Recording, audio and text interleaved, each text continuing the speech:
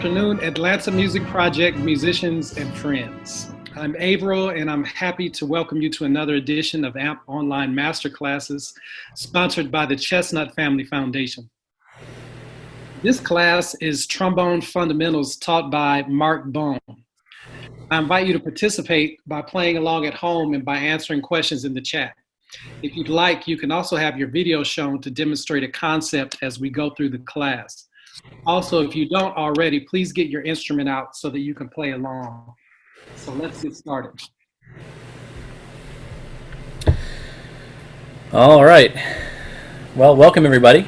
Today I'm going to go through some basic warm-up and fundamental techniques that you guys can use in your own playing.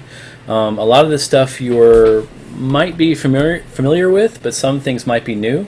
I want to use this time to kind of maybe bounce some ideas that you may not have been thinking about off of you so you can use it in your own playing. So basically, when you're warming up, you're trying to develop a consistent routine to where you can sound the same every day and be able to present your trombone playing in a way that's consistent, right? Because let's say you want to play in an orchestra, you want to play in any ensemble, you need to be able to show up to those rehearsals and those concerts with a level of consistency so where you sound the same and you don't have things throwing you off day by day, right? So some people think or say, well, you know, yesterday I sounded great, but today I don't know what happened. I just didn't sound as good. So that could be because you're not adding certain things in your routine that would promote consistency day by day. So everyone is a little bit different because everyone's face's construction is different and their needs are different for their playing. But I'm going to show you some things that you can add to your playing, and maybe you need to do more of one thing and less of another. So we'll kind of explore those ideas today. But the first thing you should be doing when you are warming up is remembering to breathe really deeply. Because when we're sitting at home, you're sitting right now at the computer, unless you've been practicing, you're probably shallow breathing because you're not breathing in 100% full and exhaling 100% empty, right?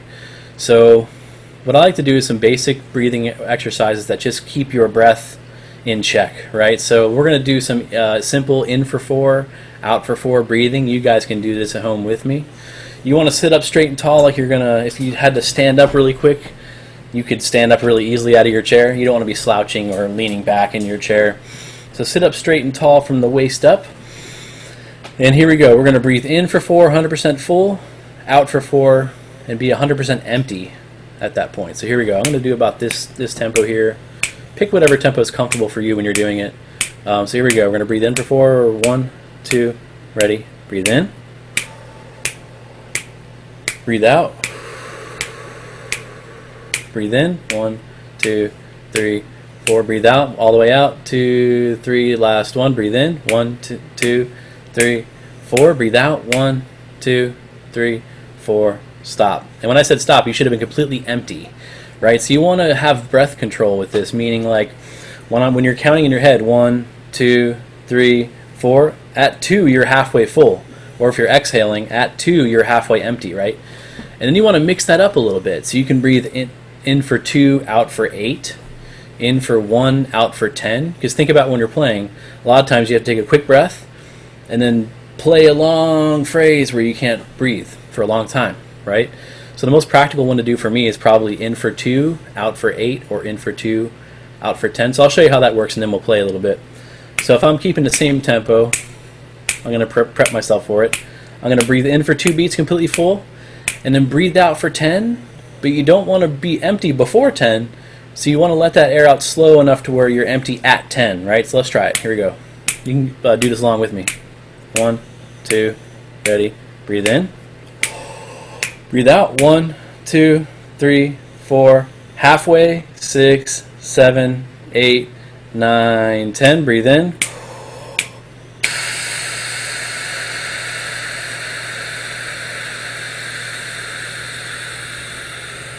Right, so that's 10 beats.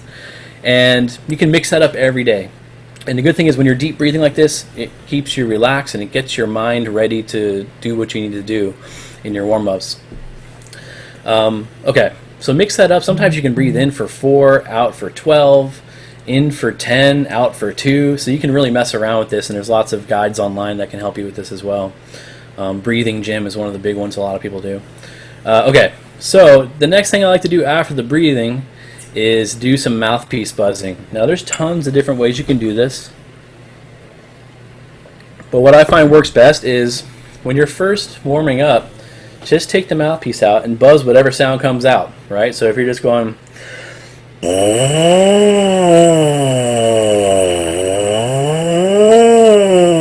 get a solid buzz on the mouthpiece happening first, and then you can assign pitches to it, and you can buzz through scales if you want, or buzz through intervals. But first, just buzz the mouthpiece just to get some vibration going. So if you guys are at home, I see a couple screens popping up here. Welcome, guys. You guys can just buzz along. We're going to buzz for just 10 seconds on our own here. Just go ahead and do that.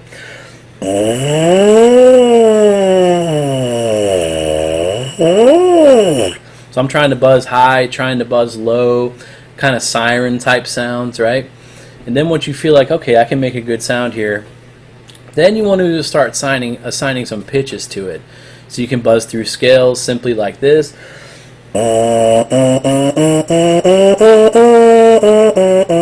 whatever it is you want to do, right? Now, some people you're going to find out, wow, I really can't buzz very well, or I can't hold the pitch to it. So it might take a little more work to do it, but you know, we can all use some work with mouthpiece buzzing. So it's something you want to do for about 2 to 3 minutes every day. And the reason we do this is because it jump starts the vibration, so we can actually like play our long tones in our warm up and do that really well and actually get some work done quickly.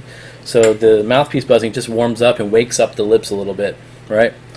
So I don't need to hear anybody buzz from me right now, but if you want to, you can a little bit. I'm going to jump ahead. So we did some breathing and some mouthpiece buzzing. Another thing I think a goal you should do with mouthpiece buzzing, last thing I'll say about it, is I like to do octave matching. So this trains your ear as well as your lips. So let's say I'm starting here.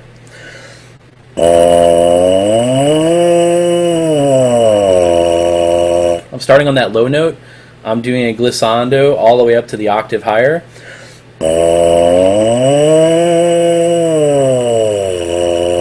And back down.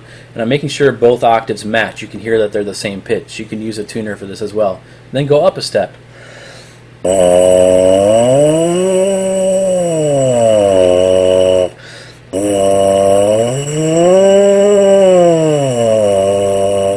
Something you can do, you know, you don't want to wake up the whole house when you're practicing, but you want to get some burn on the lips to try to, you know, keep the mouthpiece, keep everything going with your embouchure.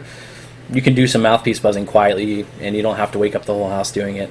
Okay, so then I jump into my long tones, and this is where my PDF is going to be needed, Mr. Averill, on this one. So this is the basic Remington long tones. A lot of you guys, and I see some familiar faces, are going to know my routine with this. So the Remington long tones are kind of one of the gold standards of warming up your instrument with a good full sound production in order to develop good tone and good slide technique as far as like position accuracy. And this is where you guys are going to play for me a little bit. And I'm going to have you guys play a little bit of every exercise, so it's not just me jabbering here, because I can get long-winded with it. So I'm going to play just the first example as long tones number 1. If you Google this online and you type in Remington long tones, you're going to find all kinds of free stuff, different patterns. This one is all whole notes. Sometimes they're in half notes and different things. So I'm going to play this first one here. And, you know, I generally set the tempo to about, I do all these metronomic. You know, this one I'm going to go, let's see here.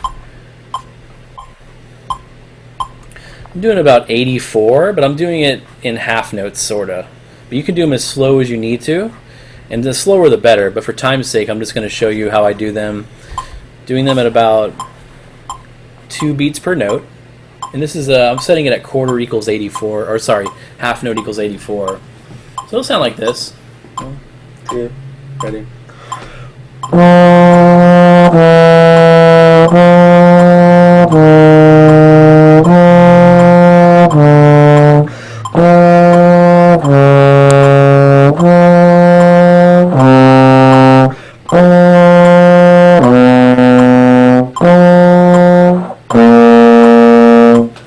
And of course, I would say the slower the better, right? So I'm going a little faster just for time's sake here. Does anybody want to play that one back for me? We can do it as slow or as fast as you'd like.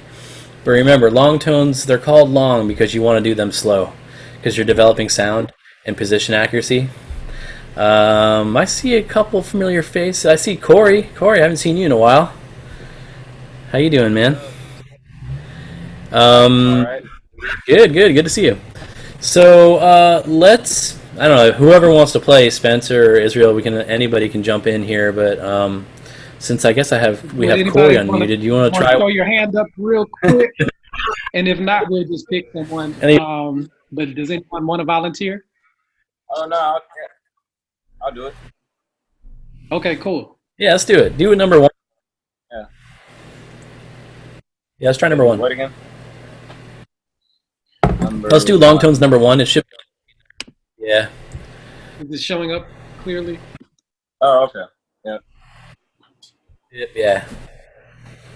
And breathe wherever you need to, but I try to go at least 2 to 4 notes per breath, depending on the tempo. What was the tempo for it again? I mean, don't go too fast, but something like F, E. You're getting a nice full sound in every note. Okay, and half notes? You want it in half notes? Yeah, that's fine. Faster half notes, or yeah, that's good.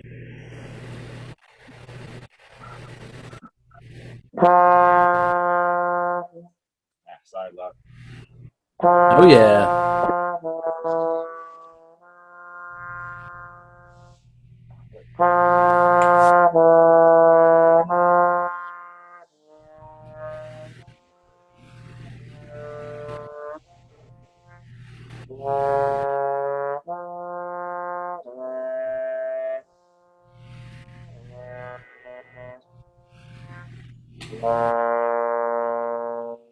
Nice. Hey, good sound on that.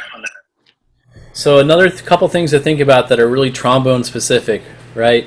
We're doing this for slide speed as well, because what you don't want to get in the habit of, and this goes for everybody, is moving the slide too slowly in between positions. So it's really easy for us because we have to go, 1 to 4, 1 to 5, to move it too slowly and hear that sound. So here's what I'm talking about. Let's say I'm going from F, the first note, to D, the last note on the first line. If I move the slide too slow, it's going to go like this.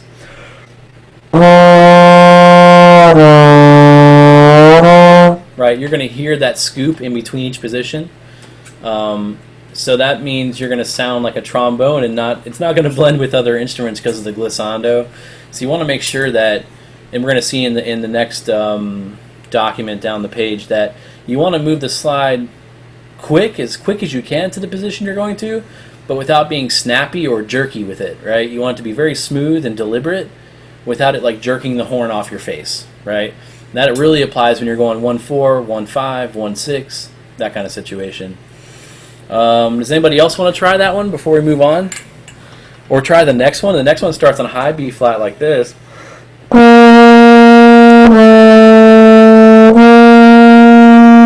Same thing, same position, it's just starting on B flat. Anyone? Yeah, Mr. Mark, I think since we've got a couple beginners, and this may be the point in the webinar where they're able to participate, I anticipate things might be increasing as we go on. So let's see. Hey, Israel and Taj, thank you all for joining us. We're looking at number one. And Israel, would you take a stab at number one, and let's hear you, and Mr. Mark will give you a little feedback, and then Taj, look at number one as well, and you can practice, and then Mr. Mark will give you some feedback. Definitely. All right, Israel.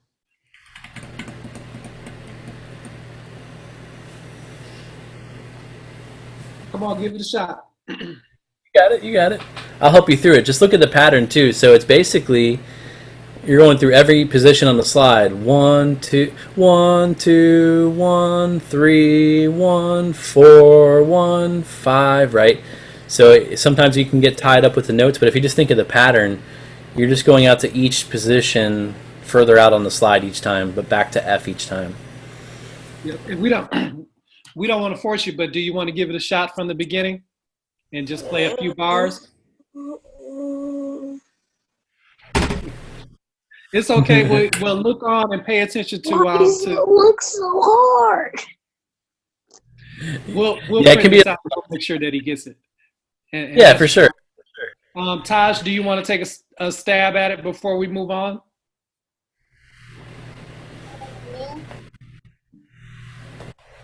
Yeah, try it. Let's hear a few bars from here. Thank you.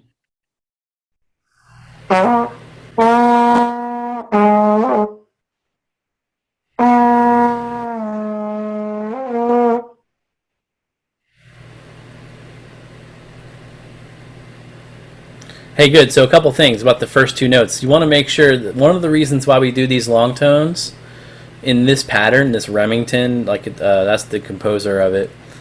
The reason we do it is to really practice exactly where the slide should go, right?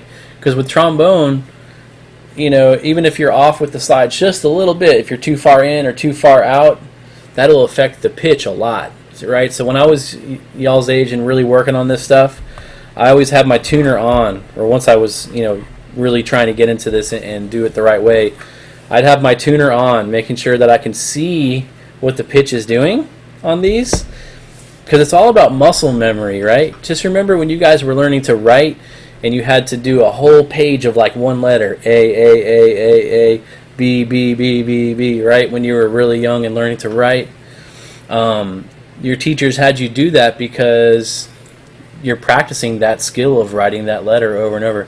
So with the long tones, you're practicing exactly where each position is, and that way your arm and your hand-eye coordination build up that muscle memory, so you know exactly where to put the slide every time. So on that last one, you went like this. You were kind of in between 2 and 3, right? So maybe try it one more time. And when you're doing this, look down at the slide to make sure you're in second, so you're not going out too far. Right? I don't want you to go out too far, but I want to make sure that, you can always check with the tuner with this. But look down at the slide too. Try it again if you want to. Yeah.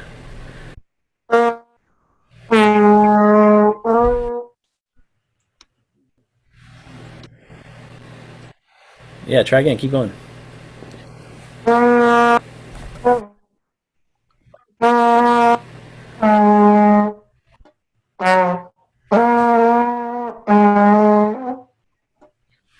So what I see that we need to do to help this out as well, Mr. Mark, is they can be doing the Remington exercises even in their classes, and it'll help them exactly what you said, getting their muscle memory together and everything. So this is very valuable.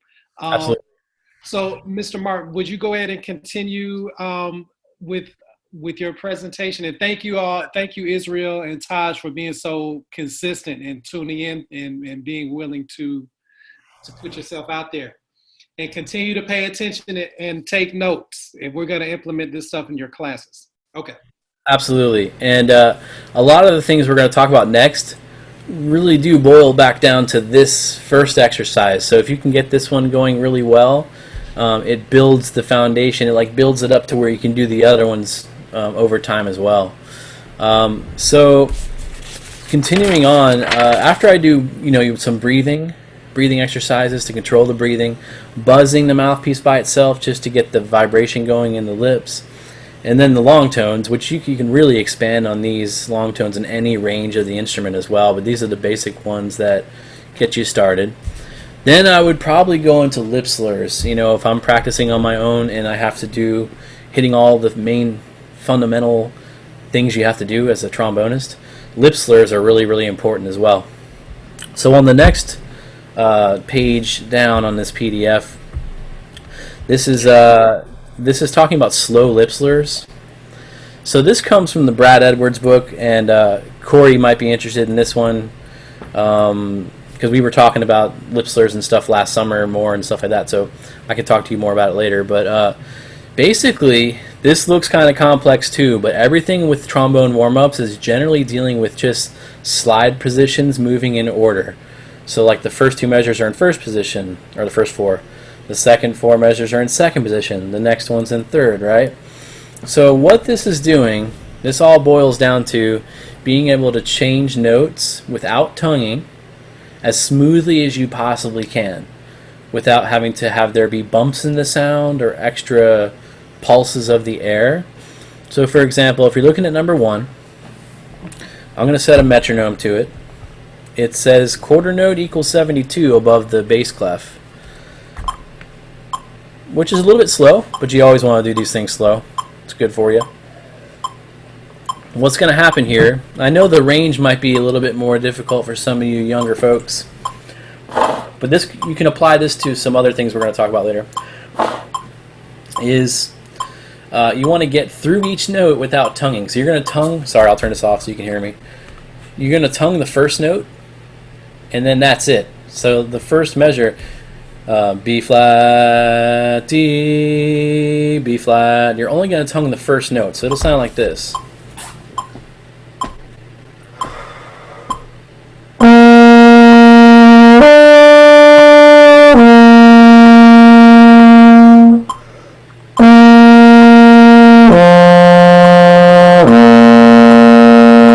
Then second.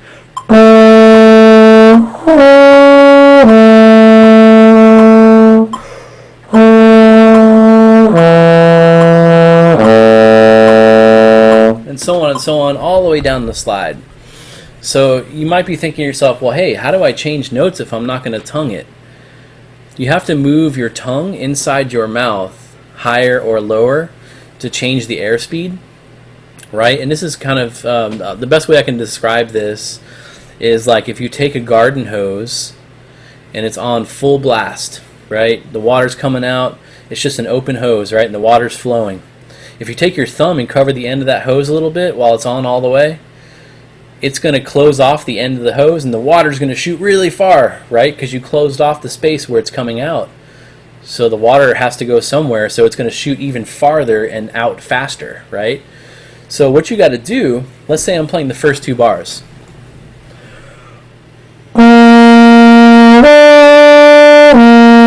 Your tongue has to go higher and arch up when you're going from the first note to the second note.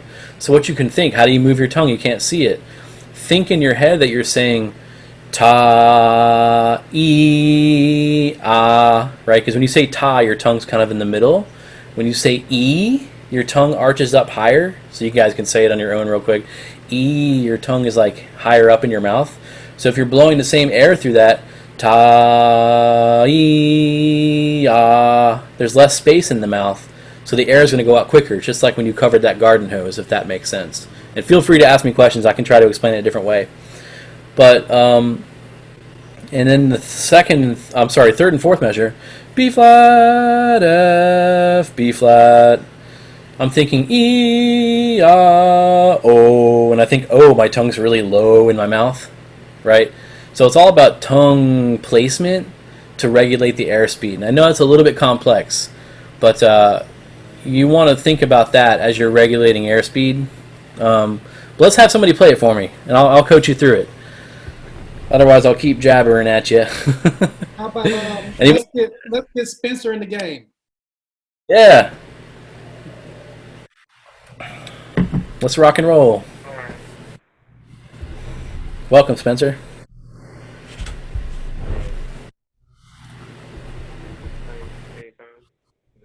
Yeah, you can try number 1. Just go in any tempo you're comfortable with. I know you might not be warmed up enough yet to make it comfortable, but we'll talk about the technique of it. Let's try it.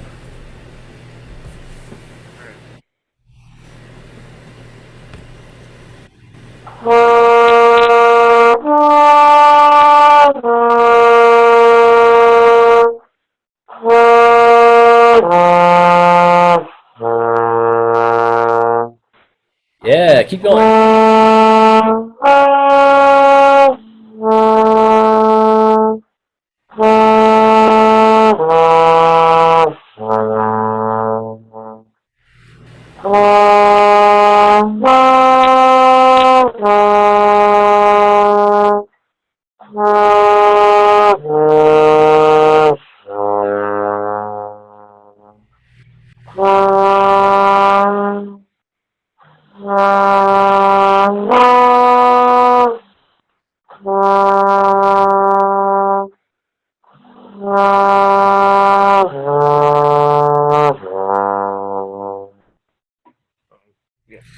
Hey, nice work. So let's talk about a couple of those things. You did that pretty well. Good job. Sometimes when you were doing the downward slur, the note wouldn't speak for a second, and you just had air but no vibration, right? I call that airballing. So that's common, especially if you're not warmed up enough. But the way to fix that, I found out after a lot of years of trial and error with that, because that's one of my issues with my playing, is mouthpiece buzzing fixes that. So let's say you were going A flat, E flat, A flat, but you couldn't get the note to speak well from the first two notes, like the transition wasn't smooth. If you were to buzz that really slowly,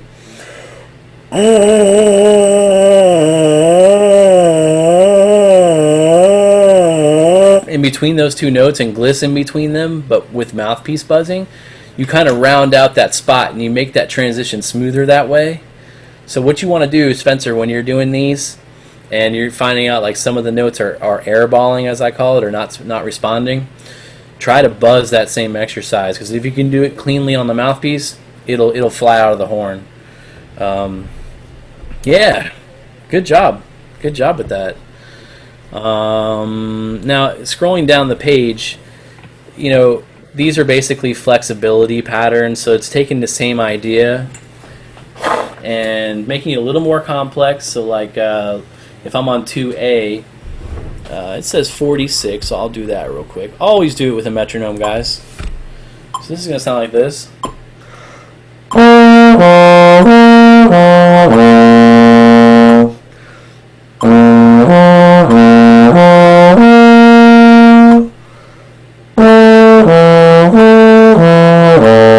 Right, the same thing applies with the tongue. So I'm thinking E-ah-E-ah-oh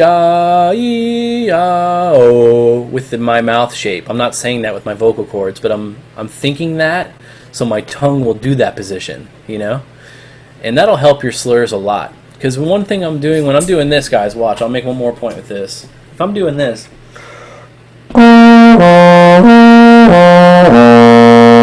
my air did this. Just one solid exhale. I'm not changing the speed of the air by how I'm blowing it. I'm changing the speed from this part, from my mouth, right? So how I push the air out of my lungs and send it out of my lungs, that's going the same the whole time. I'm not slowing it down and speeding it up from my lungs. I'm like putting a nozzle on the end of the hose and adjusting the speed of the water coming out, or the air coming out, with my tongue, right? So you got to think about that as you're doing it. Anybody want to play 2A for me? We'll try to keep it around this tempo. This is quarter equals 46, so eighth, eighth, eighth, eighth, quarter, breathe in. Eighth, eighth, eighth, eighth, quarter, breathe in, then second. Da, da, da. Any brave souls?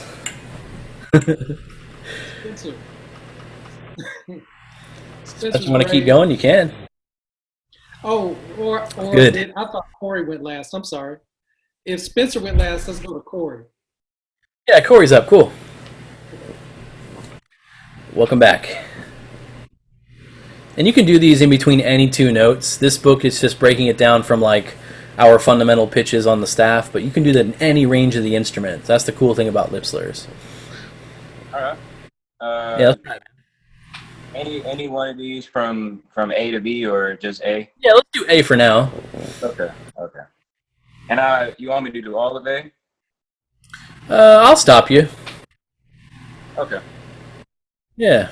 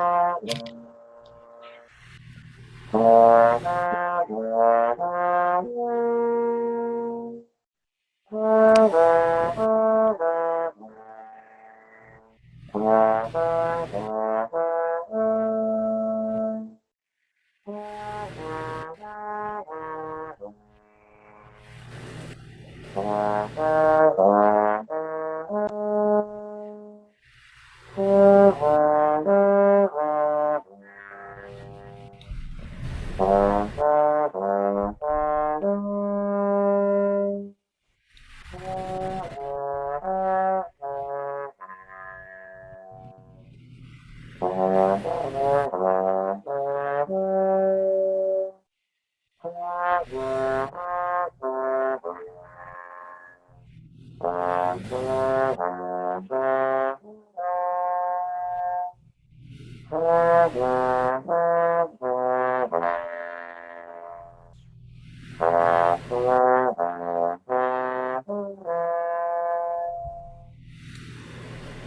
nice work. And everyone might notice this. The further you go out on the slide, sometimes the more air pressure you have to put in because the instrument's longer at that point, right? So it might feel like you have to through. Yeah, it's always going to require more air pressure and kind of like air support, meaning like constantly blowing the air in to keep the sound responding. That goes for everybody. It doesn't matter what brass instrument, but yeah, the lower you go, the more tubing you are blowing through, the more you have to support the sound. Good job with that, Corey. Appreciate it. Yeah, man. You know, and then of course you can always modify these and do whatever range you're working on. So let's say I'm going to take the same pattern, but I'm going to add more notes to it. So I can go like this.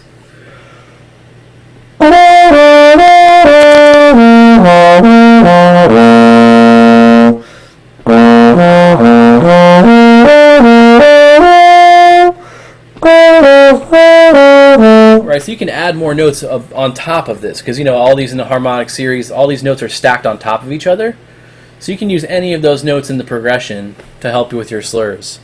And that's going to tie in later. I added a lot of lip slur stuff today in the packet just because it's really, really essential for like keeping your embouchure in shape and keeping the muscles tuned and toned and ready to rock and roll.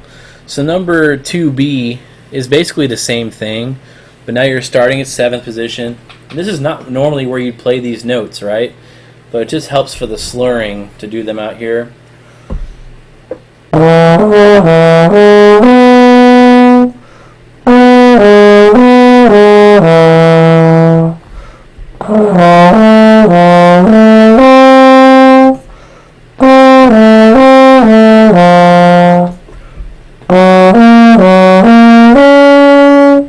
So you see on the top of for the younger guys, above the first measure in 7B, I'm sorry, 2B, there's a little 7. So you want to do those two measures, the first and second measure, in 7th position. And you know, you look at that first note and you're saying, oh, it's E, it's in 2nd. Yeah, but you can also play it in 7. Here's E normally, right? Well, you can play that in 7 too. And a G sharp, which maybe you haven't seen, but that's the same thing as A flat. You just think, oh, that's normally in 3rd. Well, yeah, you can also play it in 7. So the reason you do it in these positions is because they stack on top of each other and they help with the slurring. So whatever number they put in any of these exercises, if they put a number above the bar, play the whole two measures in those positions, right?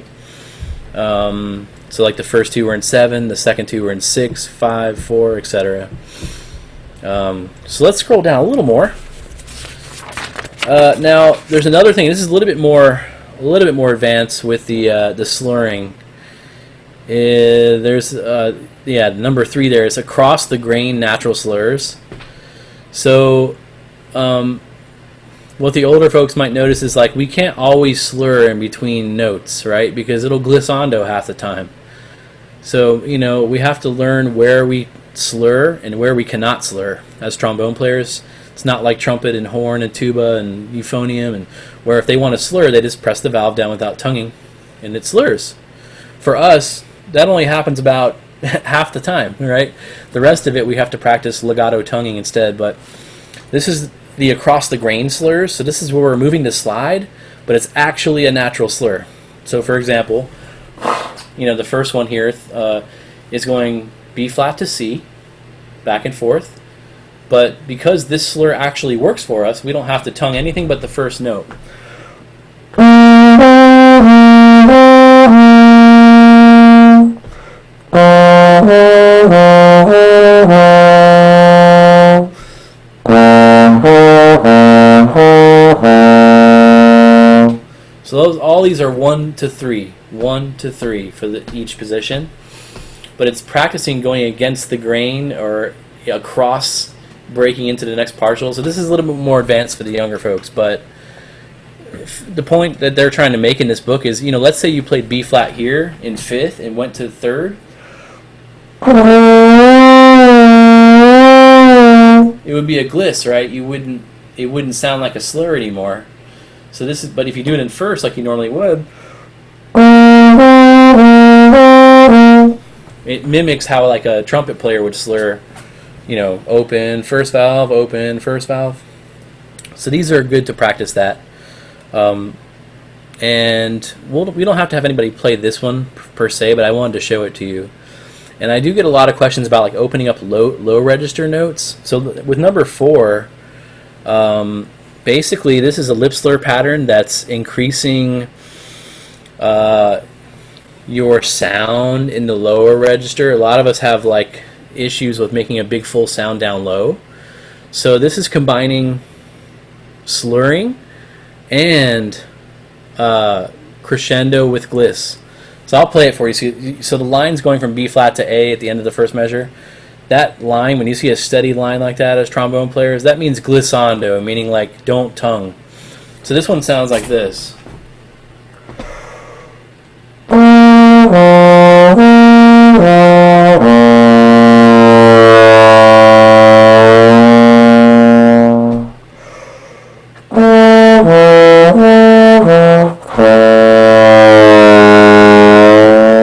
And you want a crescendo, you want to get louder as you gliss to the next note, and then decrescendo or get quieter as you go back to the B flat. And as you get down real low, like the last measure, last two,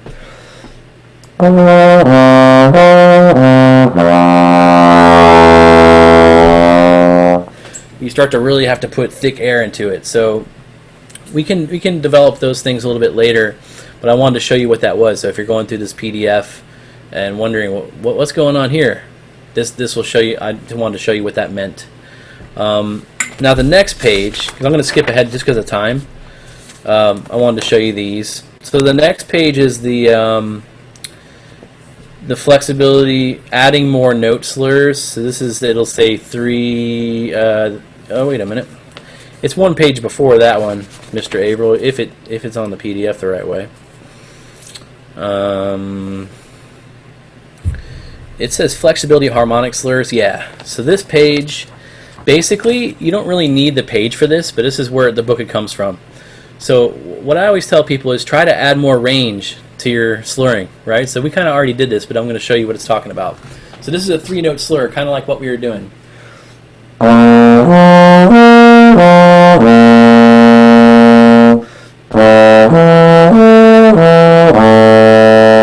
Well, great, that's easy, right? Well, if you want to add more, just add a 4th note above it.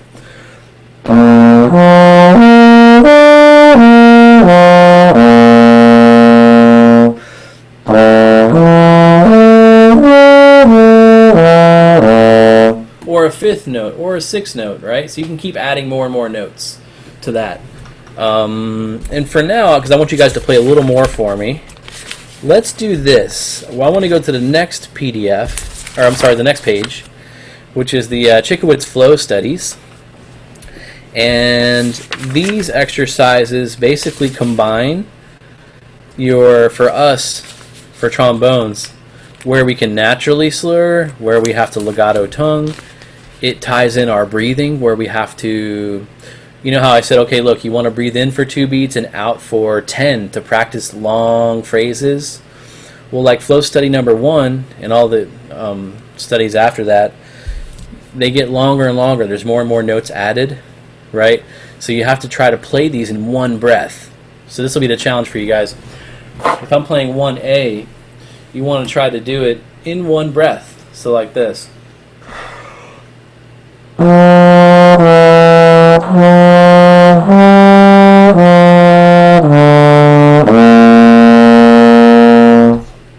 And then B.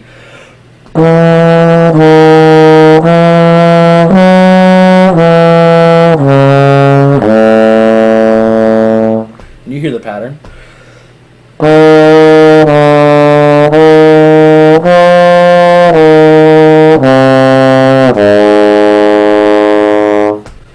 And we can go, there's a lot of things we could talk about with these, but basically you want to play them as smoothly and connected as possible, all in one breath.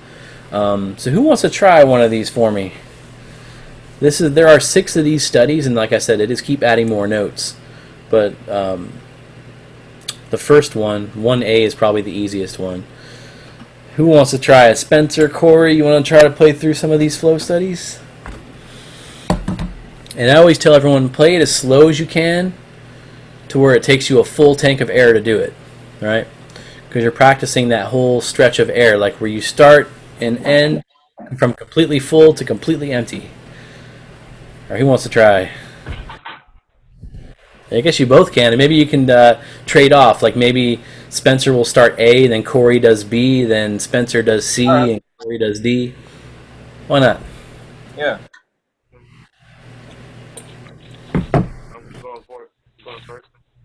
Who's going first? You want to go first, Spencer? Yeah, you can go first, Spencer. And then Corey will do B, and then when Corey's done, Spencer does C. Let's try it.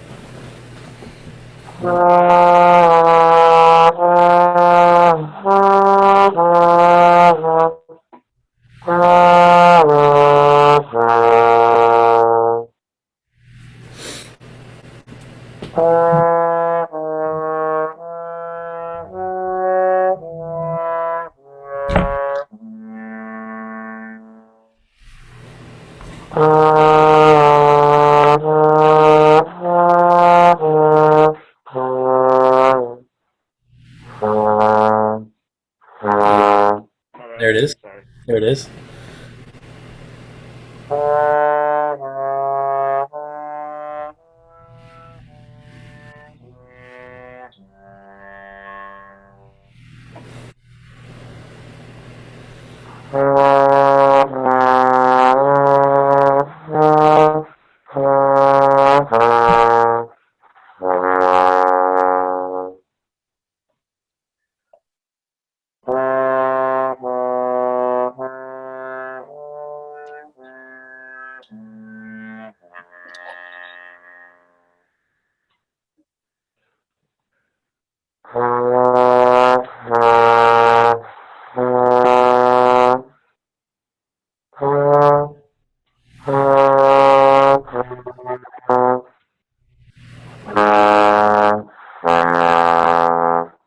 Hey, good work, guys. Both of you. Excellent job.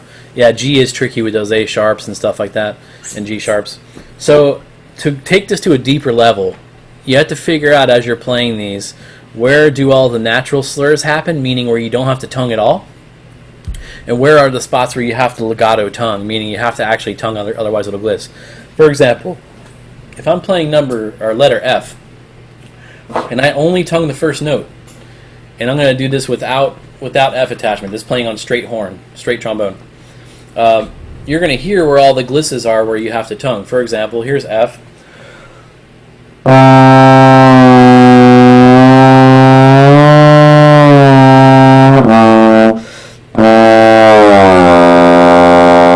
So you notice between most of the notes, it smeared and did a gliss, right? So you'll have to actually tongue those lightly and move the slide quickly, just like on that first slow slur. Because if we don't tongue, it's going to smear and it won't blend. It's called a glissando. It'll gliss and it won't blend with other instruments, right? So you got to think, if you don't have F attachment, if you don't have the trigger, it'll say you'll have to do tongue, tongue, tongue, tongue, tongue, slur, tongue, right? So from C to F in the third measure of letter F, that slur actually works, right? But all the others are natural, are legato tongue. So that's how you can take those more in depth, you know, as you guys are taking this thing to the next level. And further down, yes, sir. We're kind of towards, well, at the very end of the webinar, or of the masterclass, I should say. Could you summarize the things that they should be doing daily, and just kind of go back and give them a way to think about logically practicing every day and what's very important? Absolutely. So like I said at the beginning, guys, the reason why we have practice routines is not only to make our skills sharper, but to stay organized with what we have to do in order to keep the level high and to sound consistent every day, right? Because it's one thing to practice something and practice it, and then it sounds good. But then if you say, okay, I got it, and then you don't practice for a week, well, you lost it after that, and it's going to go away, and then you have to practice it and practice it again. So the point I'm trying to make with this class is you want to find out the right combination of exercises to do every day to keep your level very high, right? In order to sound the same every day and to sound how you want to sound every day, right? So what you want to do, the biggest takeaway from today is have a plan when you practice. So you want to hit the main areas: breathing, buzzing, right? Those kind of go together for me because you can do breathing exercises while you buzz. Long tones and lip slurs are the big two at the beginning of the warm-up, where you're practicing the sound with the long tones, the Remingtons, and then lip slurs, which keep you flexible here and keep it in shape, keep it really like, there's one thing to build muscle, and then be like really huge and big, but then you're not flexible at all, right? So what do you do with that muscle? You can't do much with it if you're super big and not flexible. So the lip slurs keep you flexible, while the long tones can make you stronger and have more endurance. And the one thing we didn't really get to today is articulation, how you start notes and how you tongue notes. So there's 3 things you got to work on. Long tones, to sum it up. Long tones, every day, every day, every day, every day. Lip slurs, every day, every single day, every time you play. And articulations. So long tones, lip slurs, and articulations. If you're doing, that's how you tongue notes. If you're doing those 3 things every day, you're going to keep the level very high for yourself, and you'll sound the way you want to sound every day. And your teachers will be happy, your directors, conductors will be happy. You're going to feel very positive about it because you're going to realize that wow, listen to how I sound great every day, right? So you're trying to build consistent routine and find the right balance of exercises to do to keep that progression happening. So have a plan when you practice, and make sure you're hitting the main fundamental issues every single day, every time you practice. Well, great. And so thank you, Mr. Mark. And also thank you for providing those materials because you gave us a framework for how to do that. So sure. In the documents that I was showing on the share screen, I'll be sure to send it out to everyone so that you all can be doing these as part of your daily routine. Awesome. And if there's ever any questions, I know we didn't get through the whole packet, so if you guys have questions, if Mr. Averill provides my email, I'm happy to answer questions. If you're like, hey, what's on this page? I'm happy to go through it with you through email as well. So send questions my way. I'm happy to answer them. Okay, so when we distribute the materials, which will be between tonight and tomorrow, then we'll include your email address on there as well, and that's great. And I just want to say thanks to everyone for tuning in. Corey, Israel, Taj, Spencer, we really appreciate you guys being so consistent and participating in the masterclass. You all have a wonderful day. Thanks, guys. Take care.